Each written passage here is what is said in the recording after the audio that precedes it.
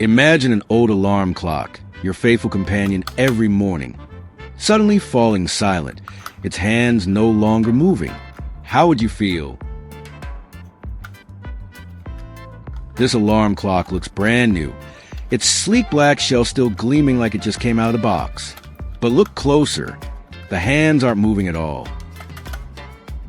Chances are, it's just a dead battery, nothing serious.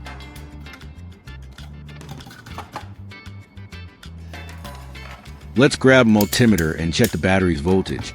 This quick test will tell us whether it's completely drained or still got some life left in it.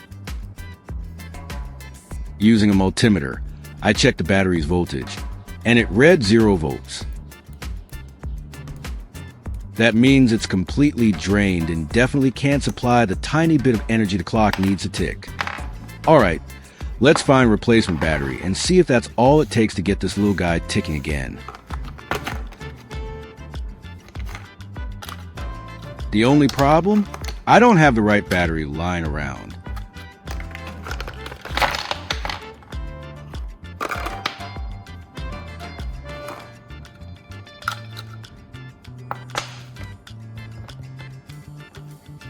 But don't worry, we're not giving up that easily.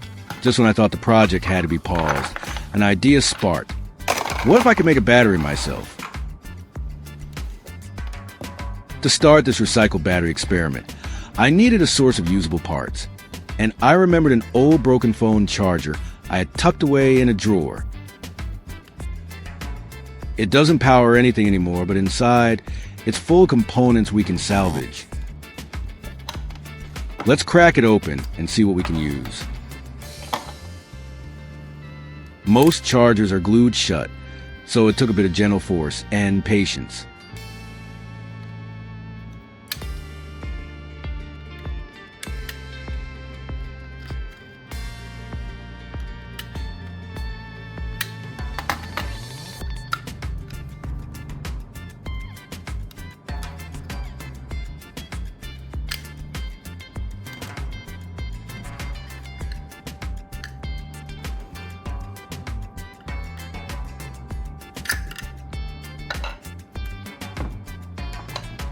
Once the case cracked open, I spotted exactly what I was looking for, a small black electrolytic capacitor nestled among the circuit components.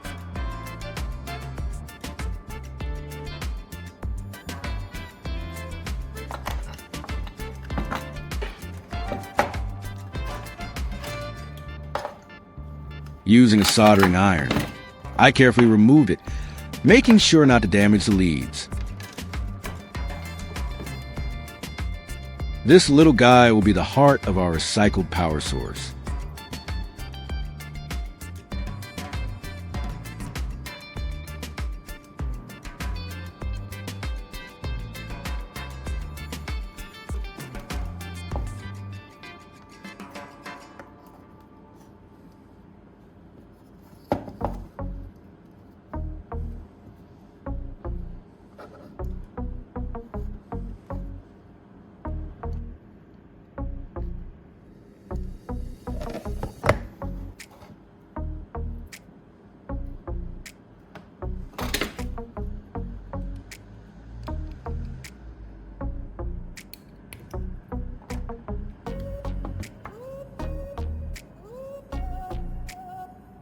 With the capacitor removed, the next step is to extend its reach by soldering on 2 wires, one to each lead.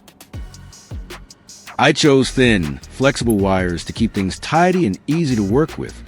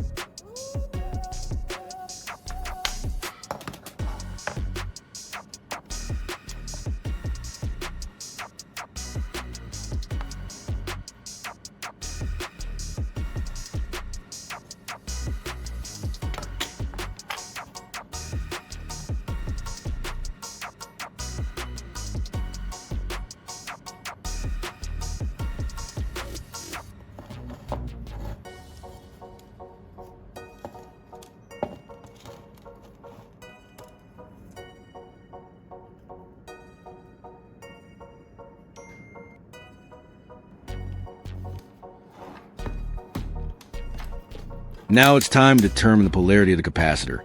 This step is crucial because electrolytic capacitors are polarized. Connecting them the wrong way could damage the circuit. Luckily, it's easy to identify. The negative leg is usually marked with a white stripe running down the side of the capacitor, while the positive leg is the longer one. To be extra sure, I'm using a multimeter to double-check the polarity of the capacitor. When using the multimeter, the red probe represents the positive lead, and the black probe is the negative. So when I touch the red probe to one leg of the capacitor and the black to the other, I watch the reading closely. If it briefly shows a voltage or a small charge and then drops, that tells me the red probe is touching the positive leg. This confirms the polarity: red for positive, black for negative.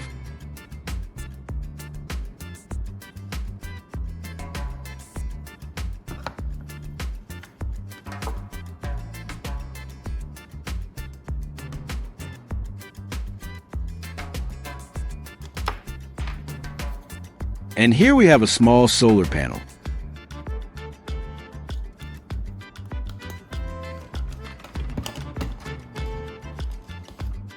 A compact power source that converts sunlight into electricity. It might look simple, but under the right conditions, it can generate just enough voltage to power small devices like our alarm clock. I connected the multimeter to the solar panel, red probe to the positive terminal, black to the negative, and pointed it toward a light source. The screen lit up 3 volts. That's a good sign. It means the panel is generating enough voltage to potentially power our clock, at least under decent lighting conditions.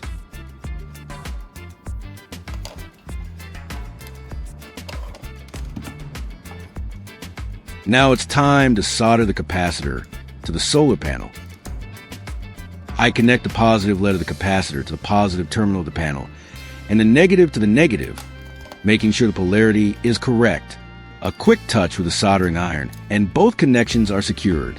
This setup allows the capacitor to store some of the solar energy, helping smooth out the power and keep the clock running more steadily, even if the light fluctuates.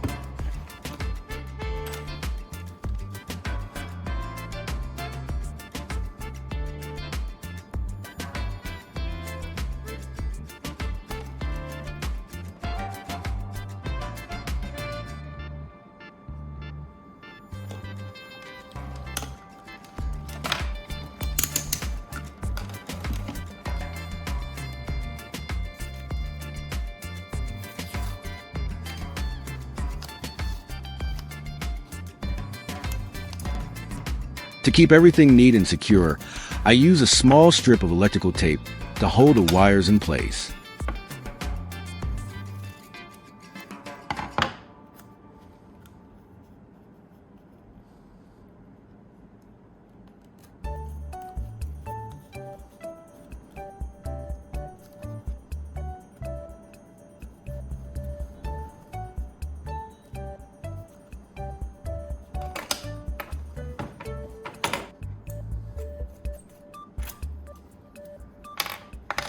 Next, to make it easier to connect the solar panel to other devices, I'm attaching a pair of alligator clips.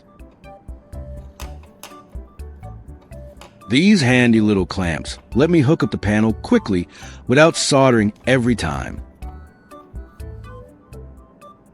I soldered the red clip to the positive wire and the black clip to the negative.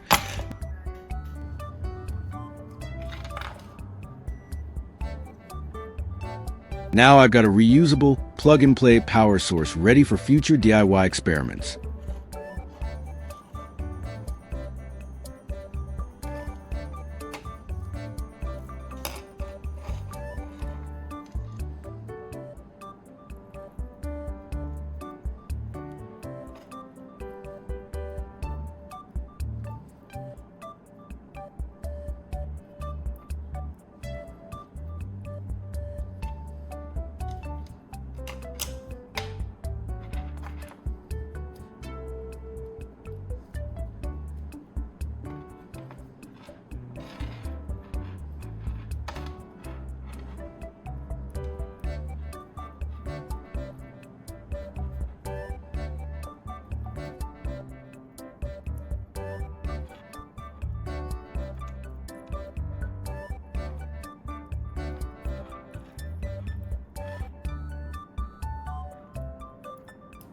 Now it's time to connect the solar panel directly to the clock.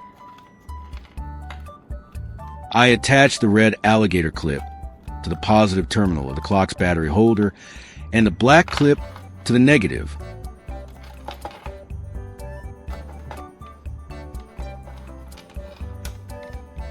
To keep everything stable and in place, I'm using a bit of hot glue. A small dab where the wires and clips meet the clock's casing is enough to hold them securely without making things messy. Hot glue is perfect for DIY projects like this. Strong, quick drying, and easy to remove if I ever want to change the setup later.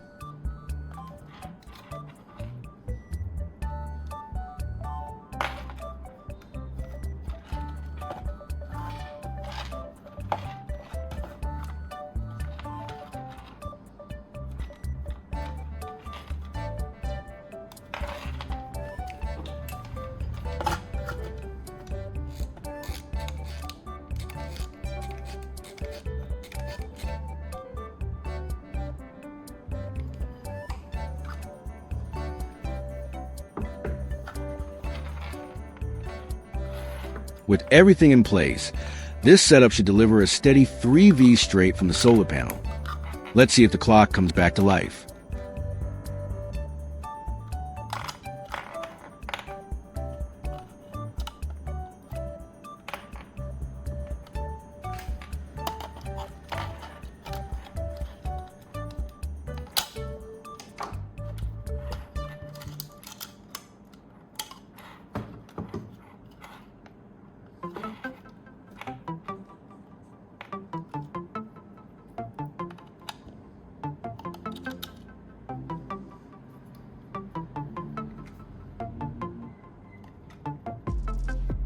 With everything connected and secured, I gently place the clock under a bright light.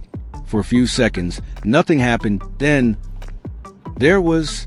The second hand gave a tiny twitch, then smoothly began to move.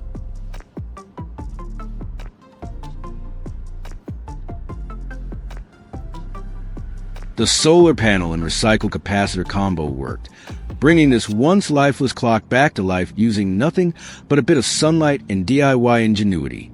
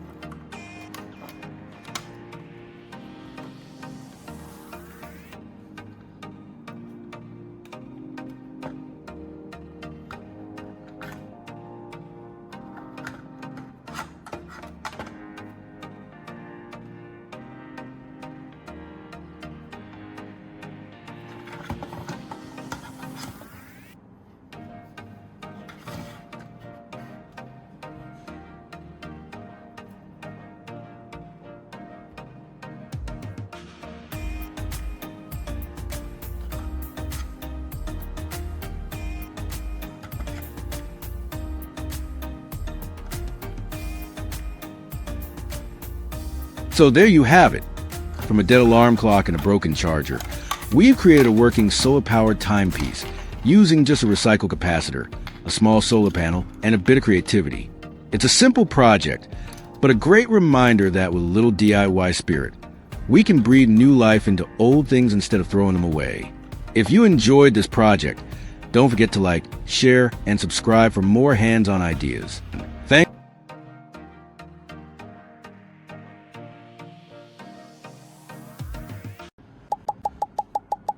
Hello, I'll share some creative, simple, yet extremely useful ideas to recycle and repurpose those old lighters into unique items.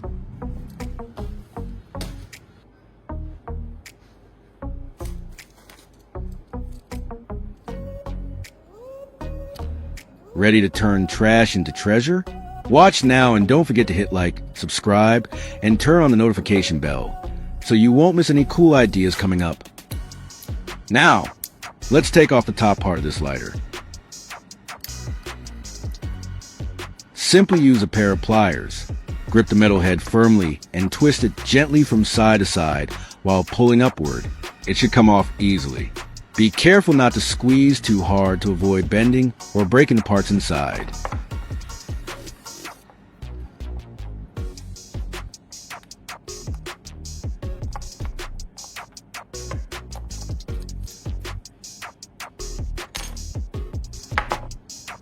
Next, use a pair of cutting pliers to snip off the plastic gas pusher, since we won't be needing it. Make sure to cut carefully so you don't damage the flint inside the lighter head. These are single-use lighters, made to be used once and then thrown away. Every year, millions of them end up in landfills, adding more plastic and metal waste to the environment. Since they're not biodegradable, they can take hundreds of years to break down. That's why it's a great idea to recycle and repurpose them. By doing so, we not only reduce waste, but also turn trash into something useful and creative.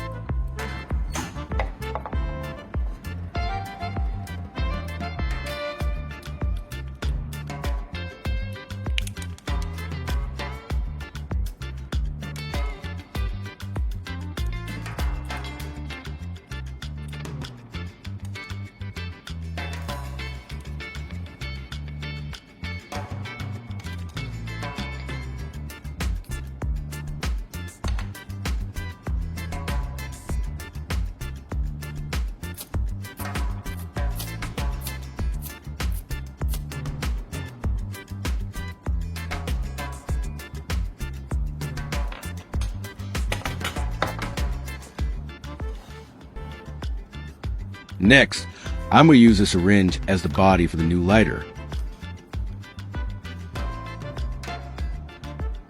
It's small, lightweight, and easy to work with, perfect for a compact DIY build.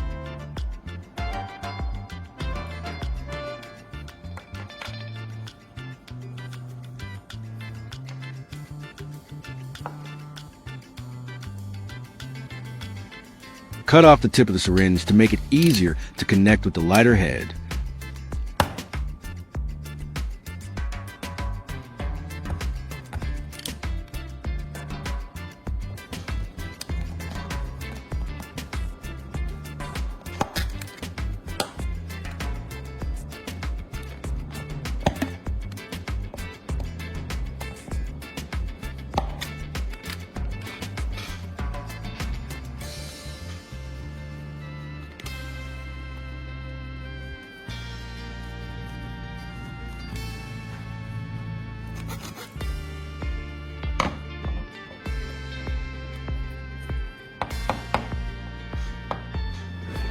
Before moving on, use a cotton swab to clean out any dust or debris inside the syringe. This helps ensure a smooth fit and better performance later on.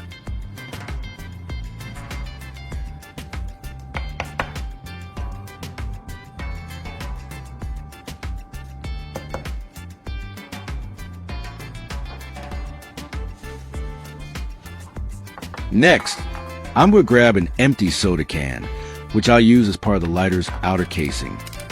I'll cut the soda can to get a piece of aluminum that we can use. Be careful while cutting, as the edges can be very sharp.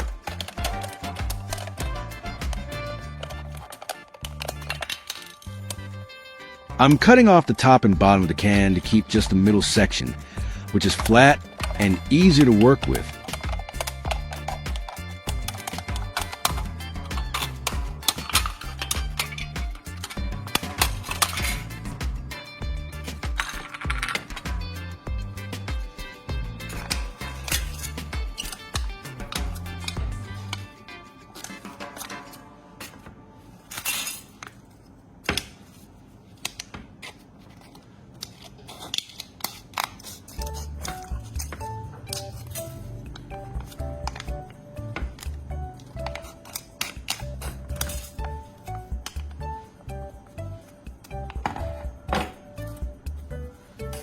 Now, place a stick on the aluminum strip and carefully roll around to create a small, tight tube.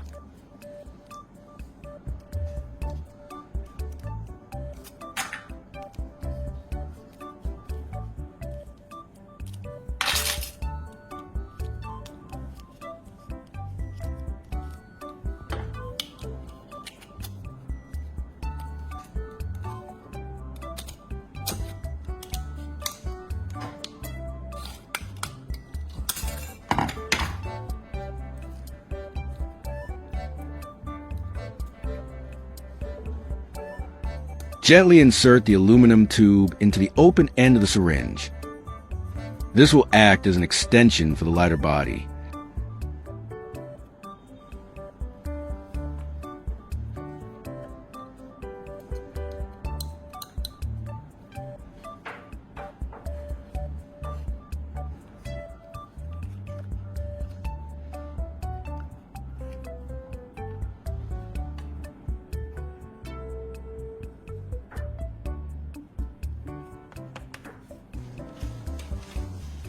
I'll carefully fit the lighter head onto the syringe tube to complete the basic structure.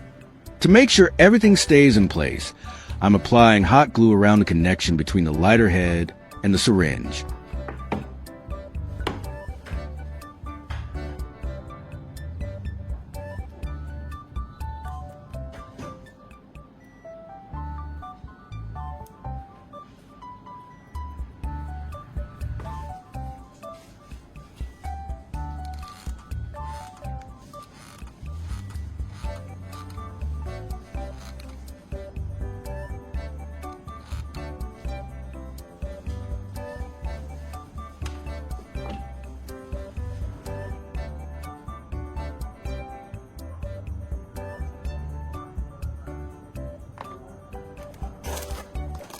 Now I'm going to take a small amount of cotton to use in the next step.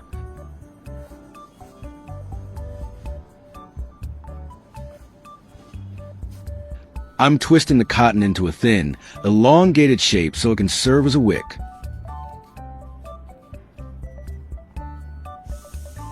It will carry the fuel from the syringe body up to the lighter head. I'll carefully insert the cotton wick into the syringe tube.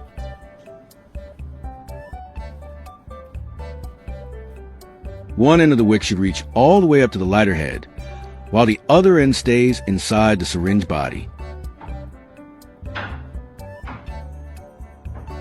Make sure it fits snugly so it can absorb the fuel properly.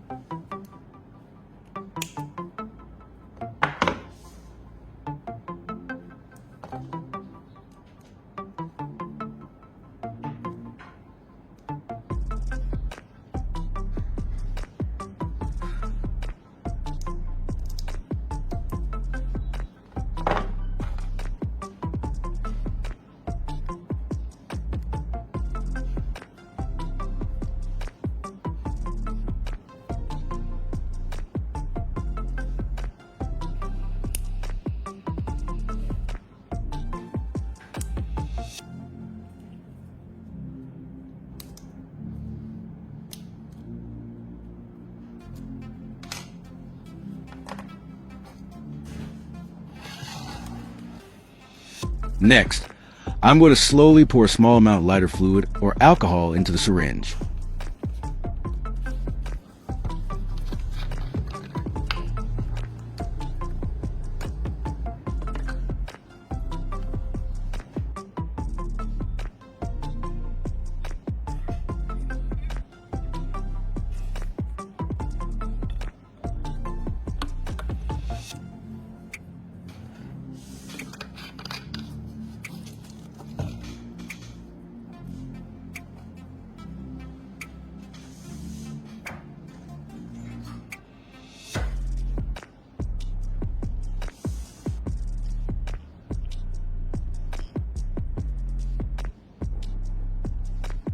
The cotton wick inside will soak up the fuel and carry it to the top right where the spark wheel is.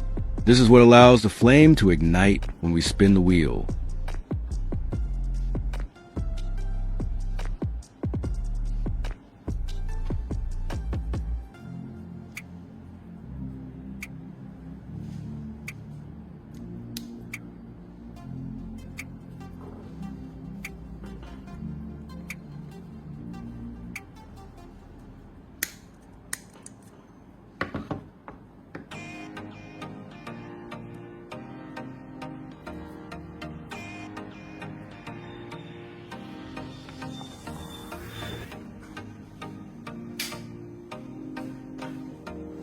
Now it's time to test the lighter.